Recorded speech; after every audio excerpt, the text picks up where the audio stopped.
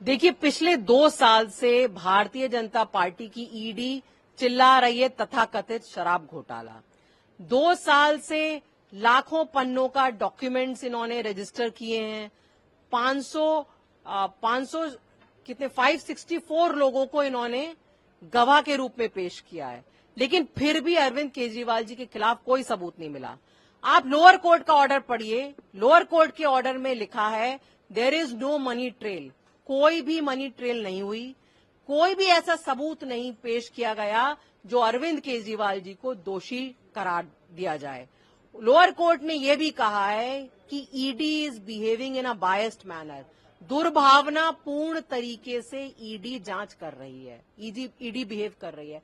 मुझे कुछ बोलने की जरूरत नहीं है। लोअर कोर्ट ने कहा है कि ईडी दुर्भावनापूर्ण तरीके से बिहेव कर रही है, और ये भारतीय जनता पार्टी के कार्यकाल में ये इनका टूल किट है कि सारे के सारे विपक्ष के नेताओं को और स्पेशली आम आदमी पार्टी के नेताओं को आप किसी न किसी आरोप में जेल में डाल दीजिए।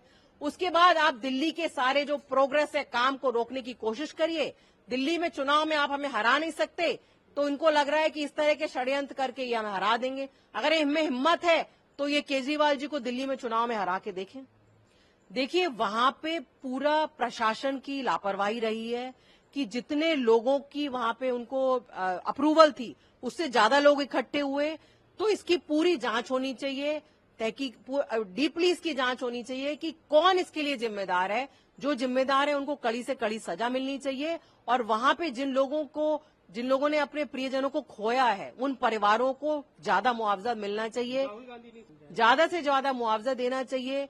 जहां तक हो सके लोगों को नौकरी दिलवानी चाहिए, सरकारी नौकरी दिलवानी चाहिए, क्योंकि बहुत सारे लोगों की जान गई है, बहुत गरीब लोगों की जान गई है। उन सब की फैमिलीज जो हैं लाचार हो गई हैं जब वहां पे जो अर्निंग मेंबर होता है उसकी मृत्यु हो जाती है। ये तो आज सारे अखबारों पे पहले पन्ने पे एक खबर छपी है कि किस तरह से चाइना जो है हमारे देश के काफी एरिया पे कब्जा करता जा रहा है। लेकिन आप देखिए, मोदी जी चाइना के मुद्दे पे बिल्कुल खामोश रहते हैं, कुछ भी नहीं बोलेंगे चाइना के मुद्दे पे। चाइना के साथ हमारा कारोबार बढ़ता जा रहा है। चाइना के जो वर्कर्स हैं उनके लिए स्पेशल वीजा ऑर्गेनाइज किया जा रहा है, और लेकिन फिर भी वो चाइना के मुद्दे पे एक शब्द नहीं बोलते कि क्यों इस तरह से चाइना को हमारे देश पे कब्जा करने का अनुमति दी जा रही है। ये कुछ भी नहीं है, जैसे मनोहर कहानियां लिखते जा रहे हैं ये भारतीय जनता पार्टी, उसी श्रृंखला में एक और कहानी है कि केंद्र सरकार की एक एजेंसी ने घूस दी है। जिस कंपनी पे इन्होंने आरोप लगाया है वो खुद केंद्र सरकार की कंपनी है, उसके सारे डायरेक्टर्स सब कुछ केंद्र सरकार के लोग हैं। तो ऐसा कैसे हो सकता है कि केंद्र सरकार की एक कंपनी घूस दे रही है?